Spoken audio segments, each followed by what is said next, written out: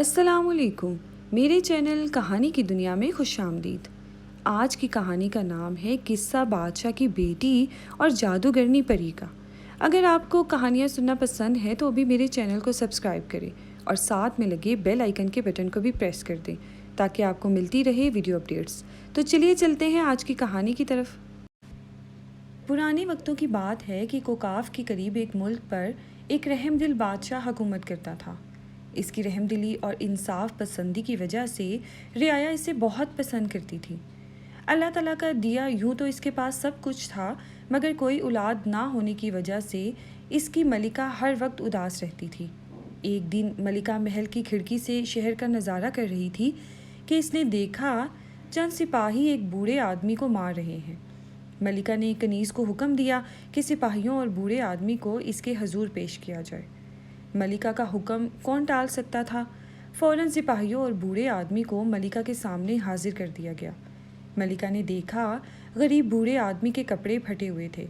اس کے جسم پر جگہ جگہ زخموں کے نشان تھے اور ان زخموں سے خون بہہ رہا تھا۔ ملکہ نے سپاہیوں سے پوچھا، تم بوڑھے آدمی کو کیوں مار رہے تھے؟ اس نے کیا جرم کیا ہے؟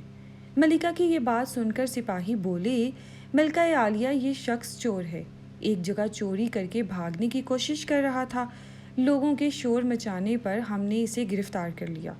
اس نے ہماری گرفت سے بھاگنے کی کوشش کی، اس وجہ سے ہم اسے مار رہے تھے۔ ملکہ نے بوڑھے آدمی سے پوچھا، کیوں بڑے میاں، تم نے اس عمر میں چوری کیوں کی؟ یہ سن کر بوڑھے آدمی کی آنکھوں میں آنسو آ گئے اور وہ روتے ہوئے بولا، ملکہ عالم میں سوداگر تھا۔ کچھ عرصہ پہلے میرے جہاز سمندر میں طوفان آنے کی وجہ سے ڈوب گئے۔ سارا سامان ڈوب گیا۔ میں اب کوڑی کوڑی کا محتاج ہو گیا ہوں۔ میرے چھوٹے چھوٹے بچے 2 دن سے بھوکے ہیں۔ مجھے ان کے لیے کھانے کا سامان خریدنا تھا، مگر میرے پاس ایک بھی پیسہ نہ تھا۔ اس وجہ سے مجھے چوری کرنا پڑی۔ بوڑھے آدمی کی بات سن کر ملکہ کو بہت دکھ ہوا۔ اس نے سپاہیوں کو حکم دیا کہ بوڑھے آدمی کو چھوڑ دیا جائے۔ سپاہیوں کے جانے کے بعد ملکہ نے بوڑھے آدمی کو اشرفیوں کی ایک تھیلی دی اور کہا، تم ان اشرفیوں سے اپنا کام دوبارہ شروع کرو۔ دیکھو اب کبھی چوری نہ کرنا۔ بوڑھا آدمی اشرفیوں کی تھیلی لے کر جانے لگا تو اس کے دل سے رحم دل ملکہ کے لیے دعائیں نکلی۔ اس نے ملکہ سے کہا، ملکہ عالیہ، اللہ تعالیٰ آپ کی جھولی مرادوں سے بھر دے اور آپ کو ایک خوبصورت بیٹی کی ماں بنا دے۔ یہ کہہ کر بوڑھا آدمی محل سے چلا گیا۔ اس واقعے کے کچھ عرصے بعد ملکہ کے ہاں ایک خوبصورت سی لڑکی پیدا ہوئی۔ لڑکی پیدا ہونے کی خوشی میں محل کو دلہن کی طرح سجایا گیا۔ شہر میں چراغاں کیا گیا۔ غریبوں اور محتاجوں میں خیرات تقسیم کی گئی۔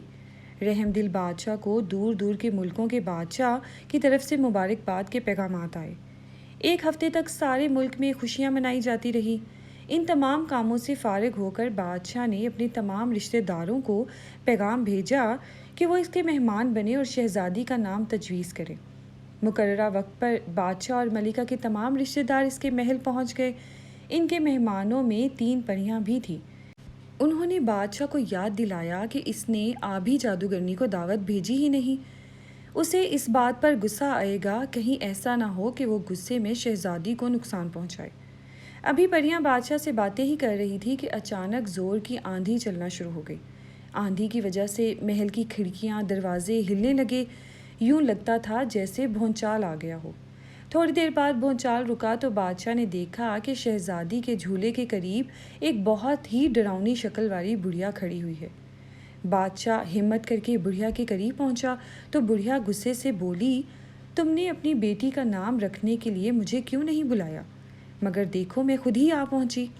میں نے تمہاری سزا تو یہ سوچی تھی کہ تمہاری بیٹی کو ہلاک کر دوں، لیکن تمہاری رحم دلی کی وجہ سے میں نے اسے زندہ چھوڑ دیا۔ اب یہ 16 سال کی عمر میں ایک زہریلی سوئی انگلی میں چبھنے سے صرف بے ہوش ہو جائے گی، اور اگر بے ہوش ہونے کے 10 دن بعد تک اسے ہوش نہ آیا تو وہ بے ہوشی کے عالم میں مر جائے گی۔ اس سے پہلے کہ بادشاہ اسے رحم کی درخواست کرتا، بڑھیا ہوا میں گم ہو چکی تھی۔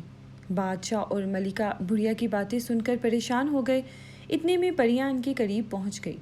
پریوں نے بادشاہ اور ملکہ کو تسلی دیتے ہوئے کہا، پریشان ہونے کی ضرورت نہیں ہے، انشاءاللہ شہزادی زندہ رہے گی، مگر اس کا نام شہزادی مہنور رکھنا ہوگا۔ ہم 1 مہینے کے بعد آئیں گے اور آپ کو آنے والے حالات سے آگاہ کریں گے۔ پریوں کے جانے کے بعد بادشاہ نے دربار کے نجومی کو بلایا اور اسے حکم دیا کہ وہ شہزادی کے مستقبل کے بارے میں پتہ چلائے۔ نجومی چند دن کی اجازت لے کر چلا گیا۔ اس نے اپنی گنبد نما تجربہ گاہ میں بیٹھ کر شہزادی مہنور کی زندگی کے بارے میں حساب لگانا شروع کر دیا۔ 1 ہفتہ بعد نجومی بادشاہ کے دربار میں پیش ہوا اور اس نے بادشاہ کو بتایا کہ بادشاہ سلامت، شہزادی مہنور تو بڑی قسمت والی ہے۔ اگرچہ جادوگرنی کے کہنے کے مطابق 16 سال کی عمر میں وہ زہریلی سوئی چبھنے سے بے ہوش تو ہوگی، مگر اسے نئی زندگی دینے والا ایک بہت بڑے ملک کا شہزادہ ہوگا۔ اسی سے شہزادی مہنور کی شادی ہوگی۔ مگر افسوس میں زیادہ تفصیل سے آپ کو نہیں بتا سکتا کہ شہزادہ کہاں سے آئے گا اور کب آئے گا۔ اس کی وجہ یہ ہے کہ میری تجربہ گاہ پر جادوگرنی جادو کے زور سے بادلوں کا سایہ کر دیا ہے۔ اب میری دوربینیں کام نہیں کر رہی، جن سے میں ستاروں کی گردش کا پتہ نہیں چلا سکتا۔ بادشاہ یہ سن کر خاموش ہو گیا۔ 1 ماہ بعد پریاں بادشاہ کے محل میں دوبارہ پہنچی۔ انہوں نے ملکہ اور بادشاہ کو بتایا کہ شہزادی مہنور کو ہوش میں لانے والا شہزادہ مغرب کے کسی ملک سے آئے گا۔ اس کا نام شاہ زیب ہوگا۔ ہم نے اس سے پتہ چلایا ہے آپ کو شہزادی کے لیے اب فکر مند ہونے کی ضرورت نہیں۔ یہ کہہ کر پریاں واپس چلی گئیں۔ وقت گزرتا گیا، شہزادی جوان ہوتی گئی۔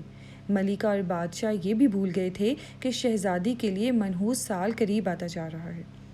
ایک دن شہزادی مہنور باغ میں گئی۔ اس نے مالن کو ہار بناتے دیکھا تو اس نے مالن سے کہا، لاؤ سوئی ہمیں دکھاؤ، ہم بھی ہار پروئیں گے۔ بھلا مالن شہزادی کا حکم کیسے ٹال سکتی تھی؟ اس نے سوئی اور پھولوں کی ٹوکری شہزادی کے سامنے رکھ دی۔ شہزادی نے بھی ابھی دوسرے پھول دھاگے میں پرویا ہی تھا کہ اچانک سوئی اس کی انگلی میں چبھی اور وہ سوئی کے چبھتے ہی زمین پر ڈھیر ہو گئی۔ محل میں کوہرام مچ گیا، تمام مصروفیات ترک کر دی گئی۔ چند لمحوں میں خوشی کی جگہ افسردگی اور افسوس نے لے لی۔ ملکہ اور بادشاہ نے جب یہ خبر سنی تو وہ غم سے نڈھال ہو گئے۔ انہوں نے شہزادی کو اس کی خوابگاہ میں لٹایا اور ماتمی لباس پہن لیا۔ شہزادی مہنور کو بے ہوش ہوئے 2 یا 3 گھنٹے ہی گزرے ہوں گے کہ تینوں پریاں محل میں پہنچی۔ انہوں نے ملکہ کو بتایا، ہم نے شہزادہ شاہ زیب کی تلاش کر لیا ہے۔ آج کل اس کا باپ سخت بیمار ہے۔ شاہی حکیم نے اسے پیلا گلاب لانے کا حکم دیا ہے۔ پیلے گلاب کا دنیا میں ایک ہی پودا ہے اور وہ پودا ہماری نانی کے باغ میں ہے۔ ہم اسے پیلا گلاب دے کر شہزادی کو ہوش میں لانے کے لیے اس سے مدد مانگیں گے۔ ہمیں امید ہے وہ اس شرط پر پیلا گلاب لینا قبول کر لے گا۔ پریوں نے دیکھا کہ بادشاہ اور ملکہ ان کی اس گفتگو سے مطمئن نہیں ہوئے۔ چنانچہ انہوں نے فیصلہ کیا کہ محل کے تمام لوگوں کو اتنے عرصے کے لیے گہری نیند سلا دیا جائے۔ جب تک شہزادہ شاہ زیب شہزادی کی مدد کو نہ پہنچ جائے، انہیں خطرہ تھا کہ کہیں ملکہ اور بادشاہ شہزادی کے غم میں پاگل نہ ہو جائے۔ یہ سوچ کر انہوں نے جادو کے زور سے محل کے سارے لوگوں کو بے ہوش کر دیا۔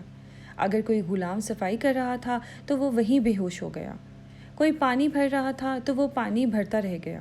بادشاہ قلم منہ میں لیے خاموش ہو گیا اور ملکہ کی آنکھوں میں آنسو بھرے کے بھرے رہ گئے۔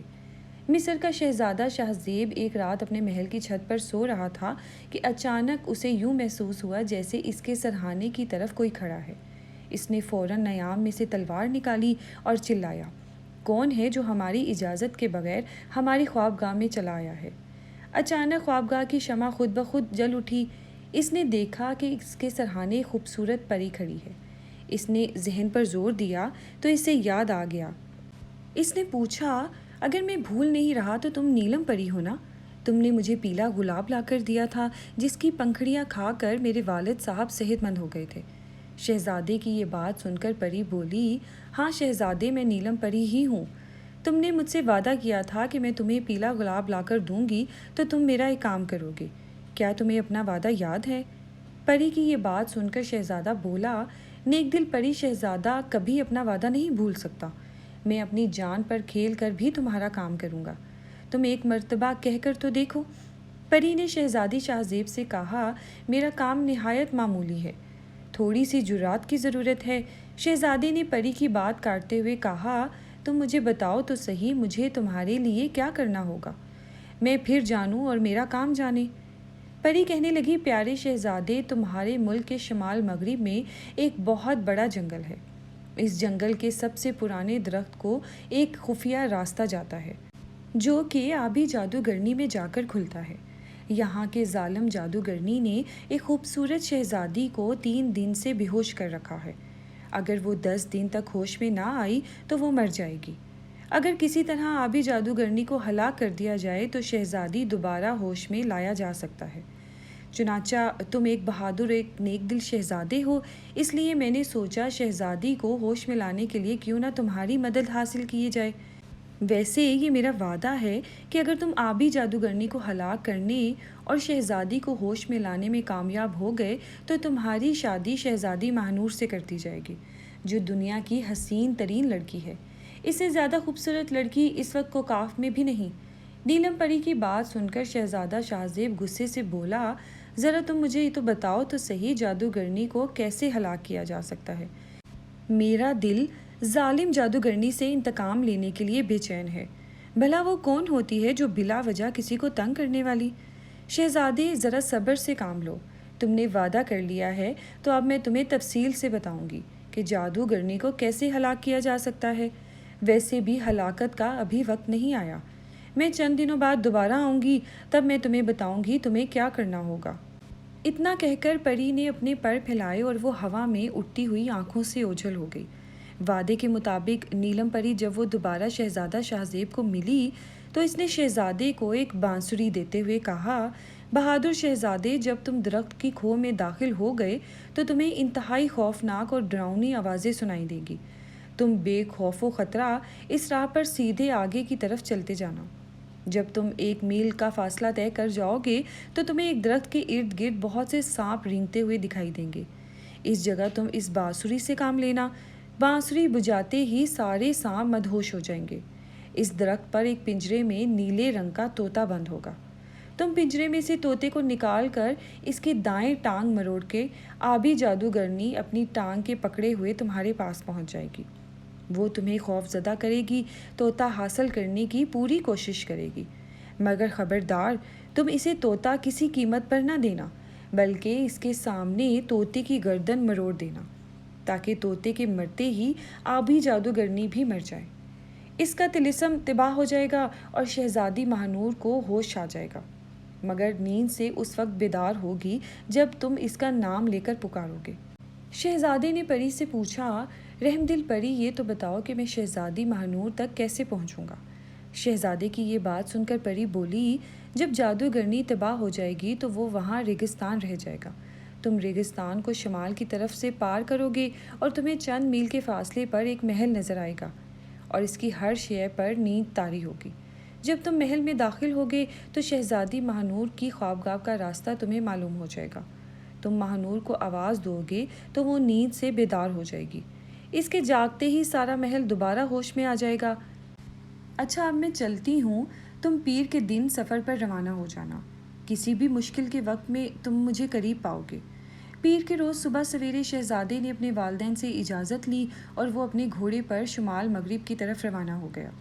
مسلسل 6 گھنٹے کا سفر طے کر کے شہزادہ ایک ایسے جنگل میں پہنچ گیا جسے چاروں طرف سے بڑے بڑے تنوں اور لمبی شاخوں والے درختوں نے ڈھانپ رکھا تھا۔ درخت اتنے گھنے تھے کہ سورج کی روشنی بھی وہاں نہیں پہنچ پا رہی تھی۔ شہزادے نے جنگل میں پہنچتے ہی سب سے پرانے درخت کی تلاش شروع کر دی اور بالآخر وہ ایک ایسے درخت تک پہنچنے میں کامیاب ہو گیا جس کا تنا کم از کم 10 فٹ چوڑا تھا۔ اس میں ایک دروازہ بھی بنا ہوا تھا۔ دروازے کے باہر ایک بورڈ پر لکھا ہوا تھا، آبی جادوگرنی۔ اس کے ساتھ ہی ایک کھوپڑی بنی ہوئی تھی جس پر خطرہ بنا ہوا تھا۔ اس بورڈ کو پڑھ کر شہزادہ 1 منٹ کے لیے رکا، پھر اس نے اپنے وفادار گھوڑے کو تھپکی دی اور کہا، غازی مرد ظلم کا مقابلہ کرنے کے لیے تیار ہو جاؤ۔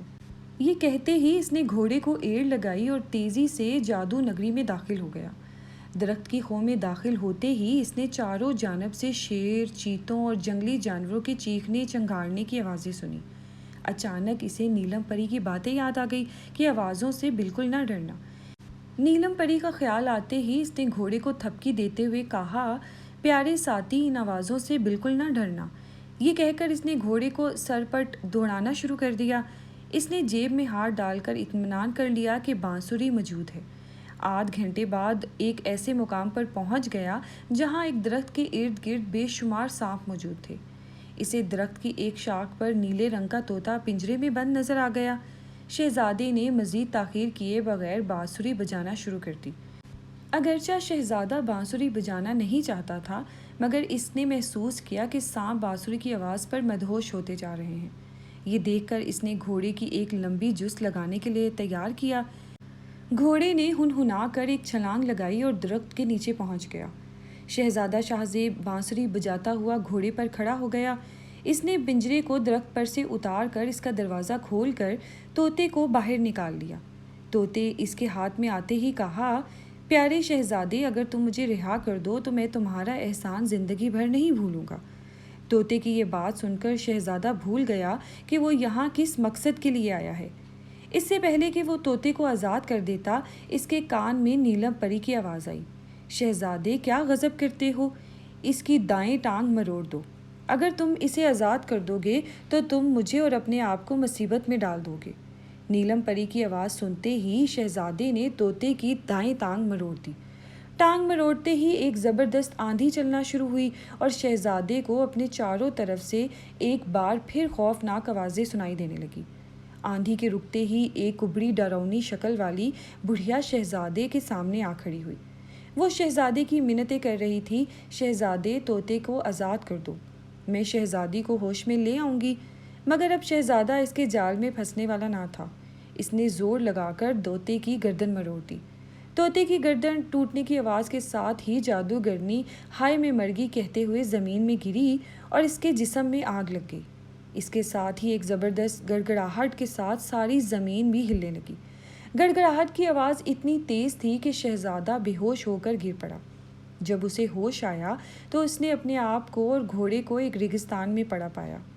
ابھی وہ شمال کی سمت تلاش کر ہی رہا تھا کہ نیلم پری اس کے قریب آ کھڑی ہوئی۔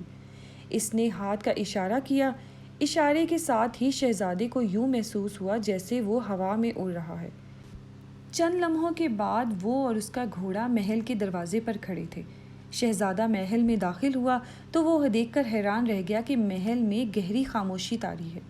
یوں محسوس ہو رہا تھا جیسے یہاں کوئی موجود ہی نہ ہو۔ مگر محل میں کنیزیں، غلام اور محل کی ہر شے اپنی اپنی جگہ پتھر کے بت دکھائی دے رہے تھے۔ شہزادے نے اندازہ لگایا کہ یہ شہزادی کے کمرے میں جا رہی ہے۔ یہ سوچتے ہی شہزادہ کمرے کی طرف مڑ گیا۔ جیسے ہی وہ کمرے میں داخل ہوا، اپنے سامنے مسہری پر ایک خوبصورت شہزادی کو بے ہوشی کی حالت میں دیکھ کر وہ حیران ہو گیا۔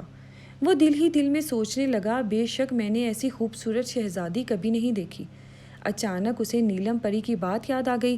اس نے آگے بڑھ کر شہزادی سے کہا، شہزادی مہنور، ہوش میں آؤ، آبی جادوگرنی کا طلسم ٹوٹ چکا ہے۔ شہزادے کا اتنا کہنا تھا کہ شہزادی مسہری پر اٹھ بیٹھی۔ اس کے بیدار ہوتے ہی ایک دم سارا محل حرکت میں آ گیا۔ اسی وقت نیلم پری وہاں پہنچ گئی۔